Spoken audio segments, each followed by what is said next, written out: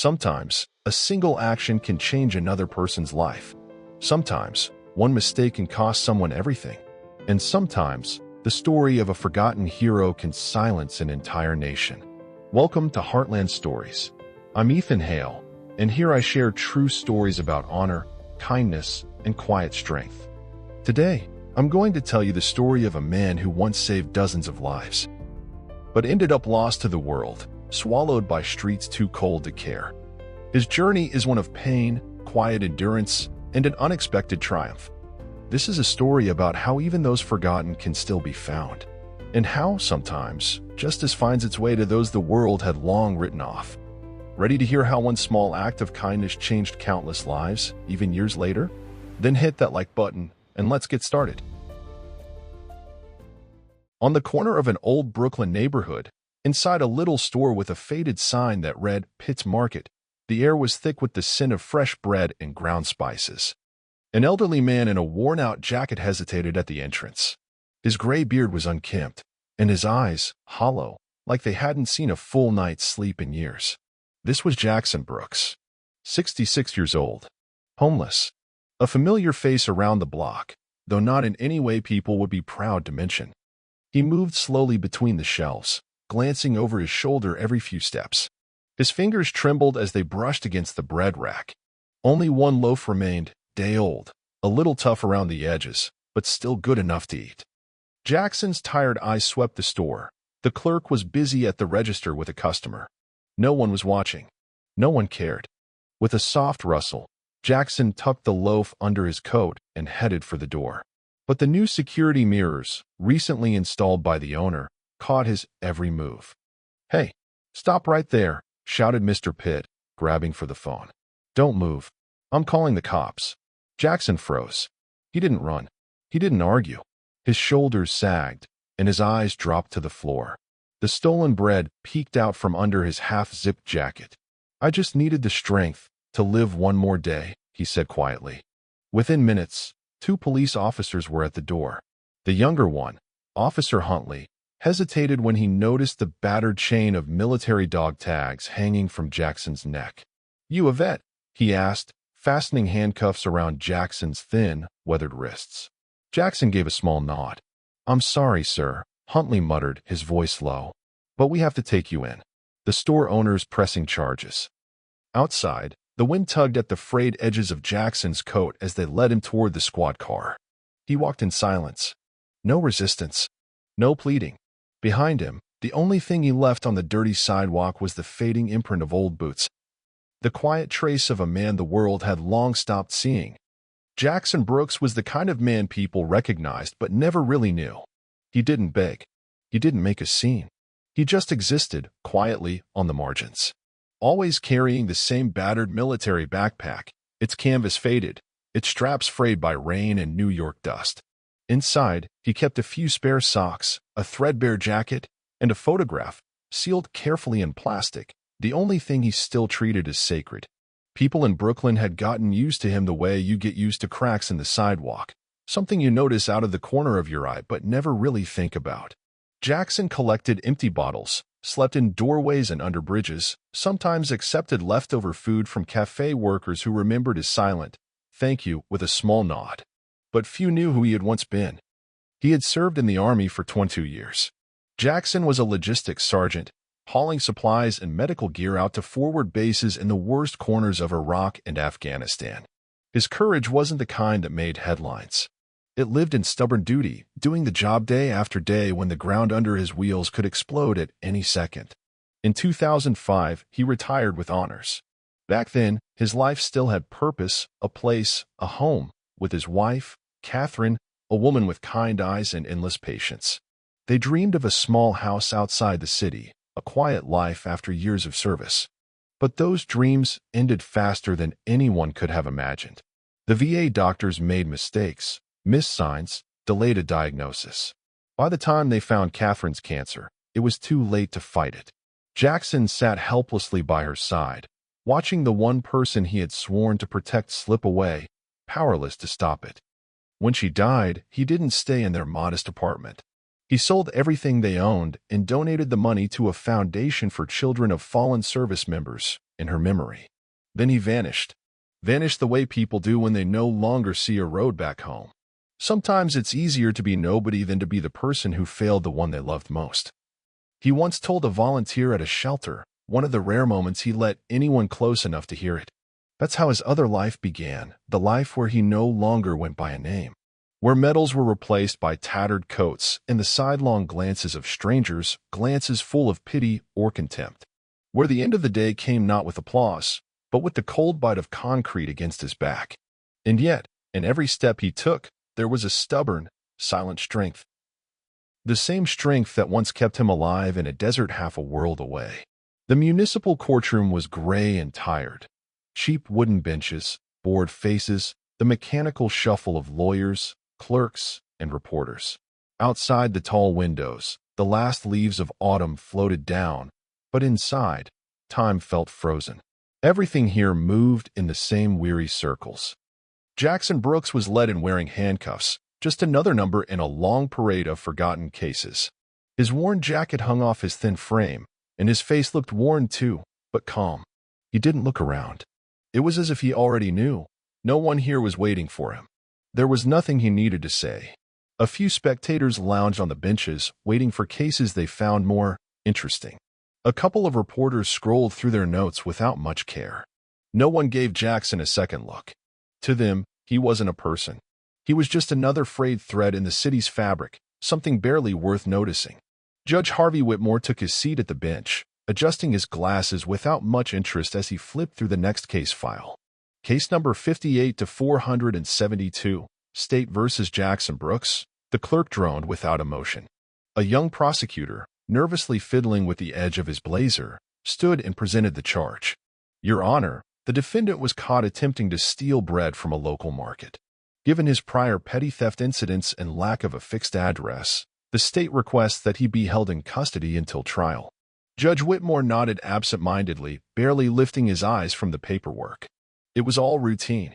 Just another worn-down man getting churned through the gears of the system. Mr. Brooks, how do you plead? The judge asked finally, casting a quick glance toward the defendant.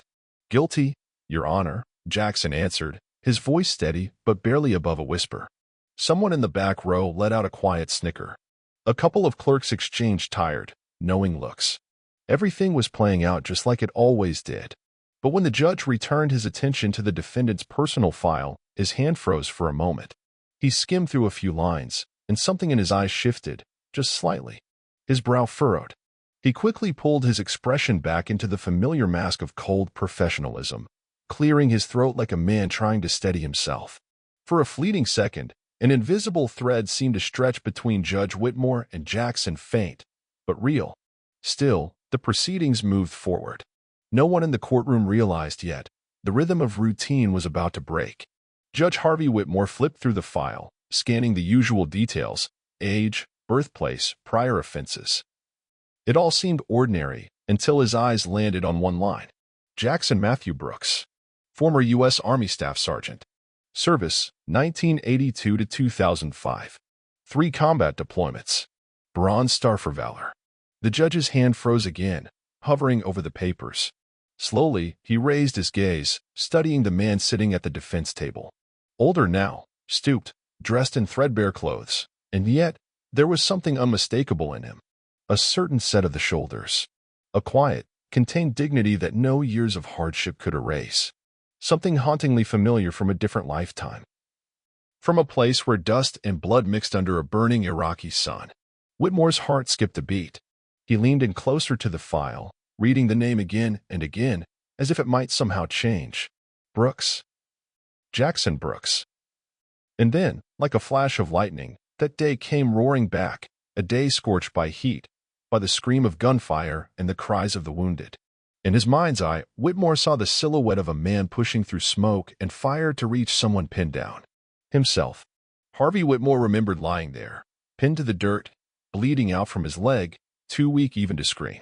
And it was this man, strong, tall, fierce Jackson Brooks, who tore him free, slung him over his shoulder, and carried him 2 brutal kilometers through dust and gunfire to safety. Hang in there, kid.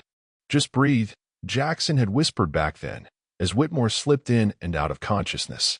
Now, in the courtroom, Whitmore felt his throat tighten. His fingers trembled slightly on the bench. He leaned back in his chair, unable to tear his eyes away from Jackson. This battered, broken man sitting before him, he was the one who had saved his life. A tense stillness fell over the courtroom, though almost no one noticed. Only the young prosecutor shot a puzzled glance at the bench, sensing something had shifted.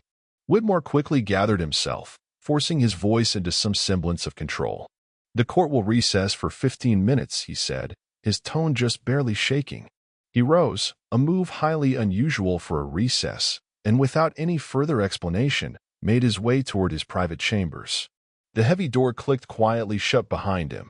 Jackson Brooks remained seated, his head bowed slightly, as if nothing had happened. As if his fate was once again slipping away, unnoticed by the world. Only this time, someone had truly seen him. Behind the closed door of his chambers, Judge Harvey Whitmore sank into his chair, weighed down not just by the years, but by memories he had spent a lifetime trying to bury. For a long moment, he simply sat there, gripping the edge of the desk, listening to the slow, steady ticking of the old clock on the wall. Then, slowly, he opened the bottom drawer, the one he rarely touched, the one where he kept the few things that mattered.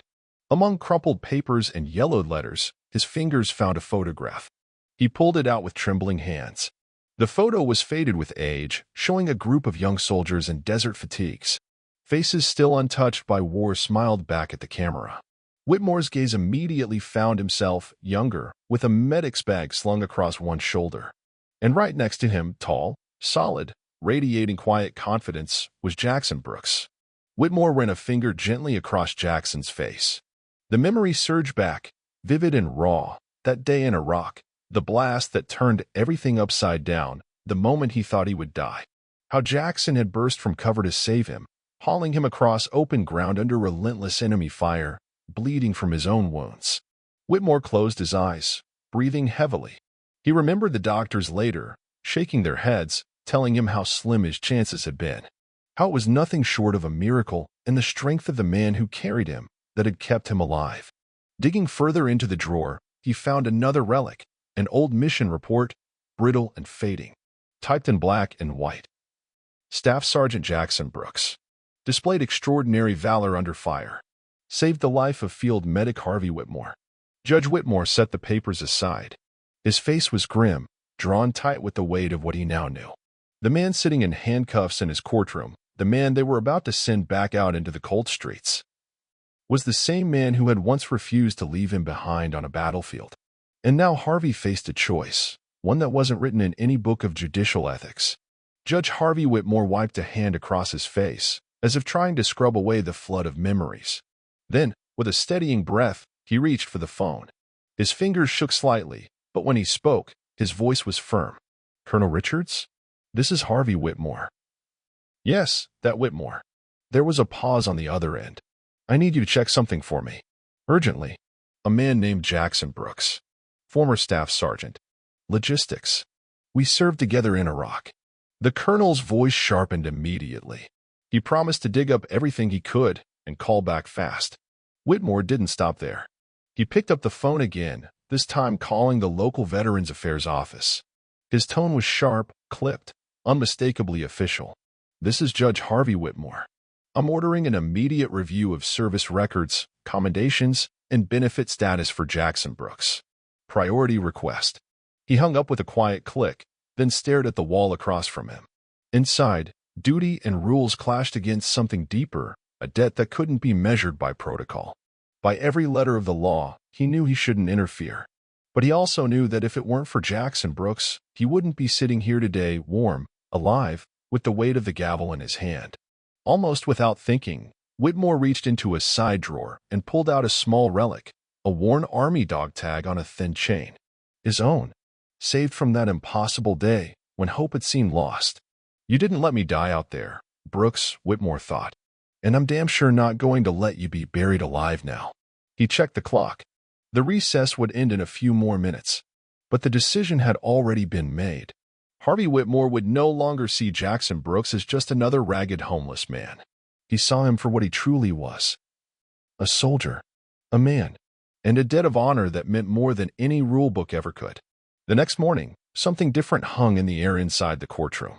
The atmosphere was thicker, heavier, like someone had stretched invisible wires tight between the benches. The clerk shuffled through documents at the front, stealing glances toward the door.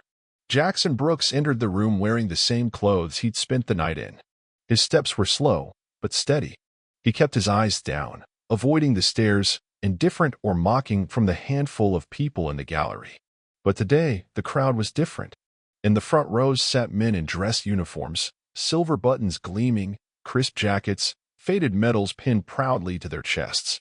Old soldiers, officers, men who understood exactly what war costs. They sat in silence, their backs straight, their presence alone speaking volumes. Jackson caught them out of the corner of his eye and frowned slightly. He had no idea what was happening. When he approached the defense table, a stranger stepped toward him, tall, gray-haired, dressed in a sharp suit with sharp eyes to match. "My name's Thomas Carter," he said simply. "I'll be representing you today, Mr. Brooks. I'm here on behalf of the Veterans Legal Defense Alliance." Jackson narrowed his eyes, suspicious. No one had taken much interest in his fate for a very long time. "Who sent you?" he rasped out. "Your brothers in arms," Carter answered, his voice even. "You're not standing alone today." Jackson turned away slightly, hiding the sudden surge of emotion that rose in his chest. It had been far too long since anyone had stood up for him. The doors at the back of the courtroom swung open. Everyone rose. Judge Harvey Whitmore entered, this time with a face set in hard determination. He took his seat, his eyes locking onto Jackson Brooks, not seeing a criminal now, but the man he had truly come to recognize. When the clerk formally announced the start of the session, a heavy silence fell across the room. So heavy, you could hear the rustle of papers in the gallery. Something important was about to happen. Everyone could feel it. Colonel Allen Richards rose from the front row. His figure, straight and proud in full uniform, cut a striking image against the drab, worn backdrop of the courtroom, a living reminder of a different time, when duty and honor still meant something. He moved confidently toward the witness stand. The bailiff administered the oath, and Richards raised his right hand, swearing in with a voice as solid as iron. Judge Whitmore leaned forward slightly. "Colonel Richards, please tell the court what you know about Mr. Brooks." Richards scanned the room, then began. "I served alongside Jackson Brooks during deployments in Iraq and Afghanistan. He was a logistics sergeant in our unit, but his contribution went far beyond hauling supplies." A weighted hush fell over the courtroom. "In 2003, during one of the worst ambushes outside Fallujah, our convoy was hit hard. One of the fuel trucks caught fire under enemy fire. Jackson, risking everything, jumped behind the wheel of that burning rig and drove it away from a group of wounded soldiers. He stopped an explosion that would have wiped us all out." Richards paused, letting the words sink in. He suffered severe burns in the process, but refused evacuation until he made sure everyone else was safe. The colonel took a steady breath before continuing. "And later, during another firefight, Jackson carried a wounded medic 2 miles through enemy fire, despite being hit by shrapnel himself." Many in the courtroom wiped at their eyes, trying to be discreet. Colonel Richards turned his gaze toward Jackson. "This man isn't just a soldier. He's a hero. He saved lives, not for glory, not for medals, but simply because it was the right thing to do. No fanfare.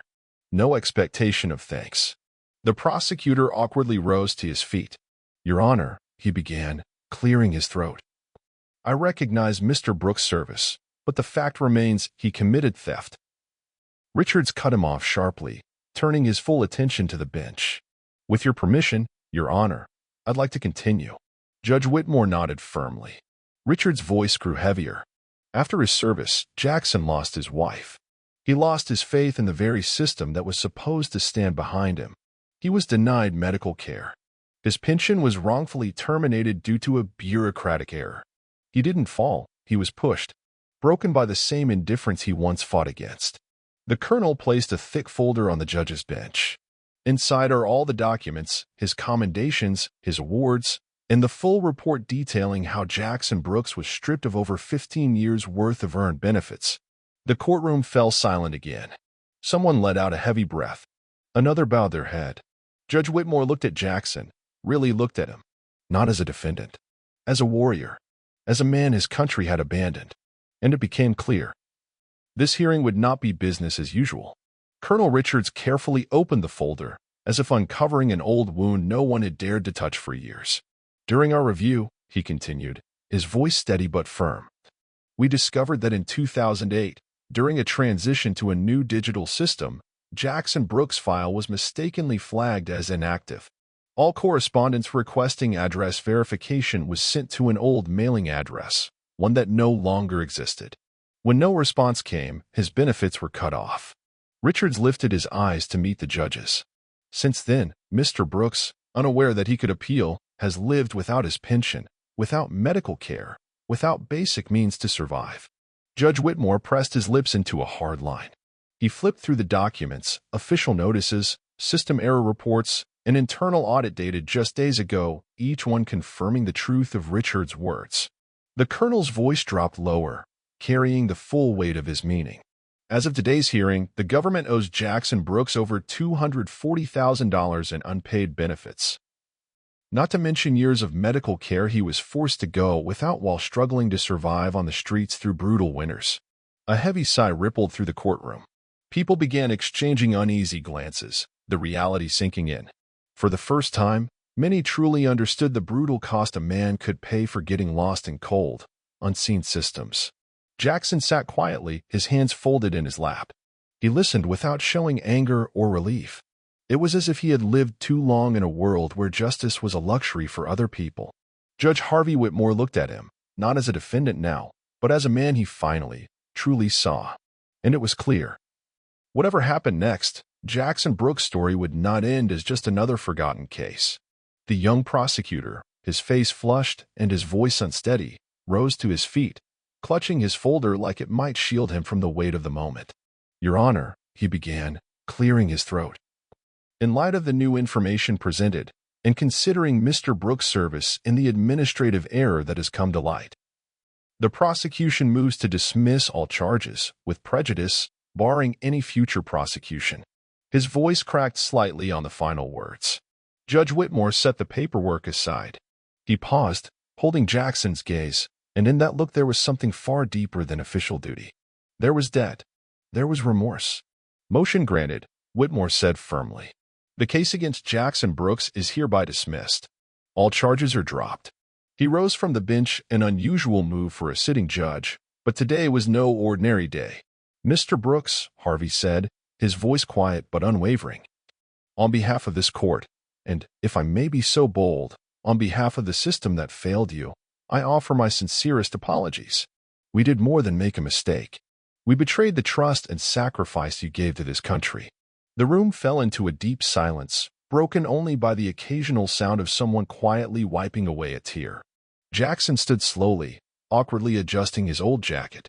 He raised his head and, for the first time in years, met the eyes of those around him. He said nothing. He simply gave a small, steady nod. And in that nod, there was more forgiveness, more strength than 1,000 words could have carried. Just as Jackson was about to leave the courtroom, squaring his shoulders for the walk ahead, a young woman stepped through the doors. She moved hesitantly, like she was afraid a single wrong move might shatter something fragile. But her eyes, wide and desperate, scanned the room, searching. Jackson felt it before he even turned. Something about her face, the soft lines, the fair hair, the slight furrow of worry between her brows, stirred something deep inside him. It was a face that looked like a ghost from another lifetime. Uncle Jackson, she whispered, her voice trembling with years of loss. Jackson froze, the rest of the world falling away. His heart, so long numbed by the coldness of the streets, thudded heavily in his chest. Rebecca, he breathed, hardly believing the woman in front of him was the little girl he used to carry on his shoulders in better, long-lost days. She rushed into his arms, throwing herself against his chest. Jackson stood stiffly at first, stunned. He couldn't remember the last time someone touched him, not out of duty, not out of suspicion, but simply because they were happy to see him. Rebecca sobbed quietly against him, refusing to let go. We looked for you, she said between tears. All these years. I thought maybe you didn't want to be found. Jackson gently placed a hand on her shoulder, like he was afraid the moment might vanish if he moved too fast. I got lost, he said hoarsely. Sometimes the way back feels too far. She stepped back, wiping at her eyes with a fierce determination. Well, you're home now, Rebecca said. If you want it, You're not alone anymore. We're together, Uncle Jackson. Soft light from the tall windows spilled across their faces. Around them, veterans, reporters, and strangers alike sat in quiet witness to the scene, understanding, maybe for the first time, that sometimes the hardest battles are fought just to come back to the ones who still wait for you. And in that moment, Jackson knew. Whatever lay ahead, he wouldn't be walking it alone. Word of the courtroom scene spread through the city faster than the autumn wind. Veteran who saved dozens left homeless by system error blared the headlines by noon. By evening, Jackson Brooks' story had exploded across national news channels. His photo, young, strong, standing proudly next to a medevac helicopter in Iraq, was shown side by side with a new image. An older man in a threadbare coat, weary eyes staring out from the courthouse steps. The contrast was jarring. Painful. Veterans groups across the country raised a ruckus. People demanded answers. How could a man who deserved a nation's gratitude be left to vanish without a trace? How had no one noticed? Charities launched fundraising drives. In just one night, more than $200,000 poured in for Jackson, and the number kept climbing. People sent donations, letters of thanks, and shared their own stories of loved ones failed by the system. Veterans organized marches in his honor. Banners waved above the crowds. Don't forget our heroes. Justice for those who served. On the morning news shows, members of Congress, pressed by uncomfortable questions, promised swift reforms. And though many new promises didn't always turn into action, the fact that one man's story had shaken the halls of power sparked a fragile but real sense of hope. Jackson watched the whirlwind unfold from a quiet distance. He was overwhelmed, almost bewildered by it all. Rebecca, sitting beside him, read aloud the messages pouring in from hundreds of letters. Look, she smiled, holding one up. A woman from Ohio sent you a knitted hat. She said her husband served in Iraq too. Said you gave their family the strength not to give up. Jackson shook his head slowly, a faint, almost disbelieving smile flickering across his face. I was just trying to survive, he whispered. But it was in those simple words that the true power of his story lived. He wasn't seeking glory. He wasn't shouting about his sacrifices. He had simply carried the quiet weight of loss, duty, and undeserved loneliness. And by doing so, he had exposed the country's own wounds for all to see. The next day, a major news network arranged an interview. When the anchor asked Jackson how he felt, he sat in silence for a long time, gathering his thoughts. Finally, he spoke, his voice low and steady. I'm not a hero, he said. The real heroes are the ones we forget. I just hope, next time, it doesn't take so long to find the one who's been left behind. Those words went viral almost instantly. They were printed on posters, woven into memorial displays, worn proudly on T-shirts. Jackson Brooks' story no longer belonged just to him. It had become a voice for all those the world had grown too busy to see. A few weeks after the trial, Jackson Brooks stepped into a place he could finally call home for the first time in years. It was the Veterans Village, a new housing complex in Brooklyn, built for those wounded not just by bullets, but by time itself. A small apartment on the second floor, overlooking a park, still smelled faintly of fresh paint and new beginnings. Jackson didn't bring much with him. His old rucksack, a couple of worn books, and a photo of Catherine, lovingly framed in simple wood. Everything else was new, a soft mattress on the bed, a small kitchen where the mornings smelled like coffee again. And something deeper he had nearly forgotten, a sense of peace. Every day, he would walk to the little park behind the building, sitting quietly on a bench to watch the kids playing. Sometimes a boy with a soccer ball or a girl with a dog would wander over and strike up a conversation. At first, Jackson answered in short, guarded replies. But slowly, something inside him began to thaw. He started volunteering in mentorship programs for teenagers, especially those growing up without fathers or trying to find their way back after brushes with the law. There was no preaching in Jackson's voice, just calm stories about resilience, honor, and the kinds of things that don't go out of style. Never lower your head, he told a boy who had gotten into a fight at school. Not because you have to be proud, but because if you do, you start losing yourself. The kids listened. Maybe because they could hear the truth in his voice. Maybe because, in the lines on his face and the tired warmth of his smile, they saw someone who had survived the worst and still managed to stay human. Jackson was quietly amazed at how he was changing. He wasn't looking for praise. He wasn't chasing gratitude. He was just living simply, quietly, with no fear that someone would push him back out into the cold. At night, he would sit by the window with a cup of tea, watching the city lights flicker. Sometimes he would speak aloud, his voice soft. "See, Catherine? I'm still here." And in those words, there was no pain. Only a warm, almost invisible gratitude that the road he thought was lost had somehow brought him home. That spring, when the first trees began to bloom in Brooklyn, a new bronze plaque was mounted at the entrance to the municipal courthouse. It carried a simple but powerful inscription. "Justice is remembering those the world forgot."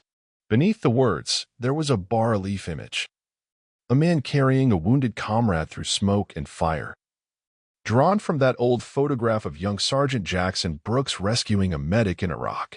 Dozens came to the dedication ceremony. Veterans in their dress uniforms, school children waving flags, reporters with their cameras, and passers-by who once might have hurried past without noticing the man who had lived in the shadows. Jackson stood off to the side, wearing a modest dark jacket. He had never liked being the center of attention. Still didn't. But today, he stood there, not for himself, but for all those who had walked the same hard path without medals, without fanfare. Judge Harvey Whitmore, no longer wearing his robe, stepped forward to speak. "This story isn't just about one forgotten man," he said. "It's about all of us. About our responsibility to see, to hear, and to act. To remember that one mistake can cost a man his whole life. But one right choice, one moment of justice can give it back." The crowd listened in deep, respectful silence. Someone wiped their eyes. Someone else gripped the hand of a friend a little tighter. After the ceremony, a few people made their way to Jackson. A young soldier, his dress uniform crisp and new, offered his hand. "Thank you for your service, sir," the young man said. "Thank you for showing us what it really means." Jackson nodded slightly, unsure what to say. In his eyes, there was a quiet mix of sorrow and gratitude. A man who had seen too much and yet still carried hope. Later, after the crowd had begun to drift away, Jackson stayed behind, standing quietly in front of the plaque. He ran his fingers across the cold metal, pausing over the words. "Remember those the world forgot." And for the first time in many, many years, he felt it deep inside. His story no longer belonged just to the past. It had become part of something larger. Part of a hope that maybe others wouldn't have to walk through the same darkness alone. The shadow of the plaque stretched across the sidewalk. And nearby, children played, laughing freely in the afternoon light. Jackson smiled. A real, easy smile, without the old weight on his heart. Hundreds gathered on the plaza in front of the memorial. Flags fluttered in the light breeze, and a small band played a soft, solemn melody.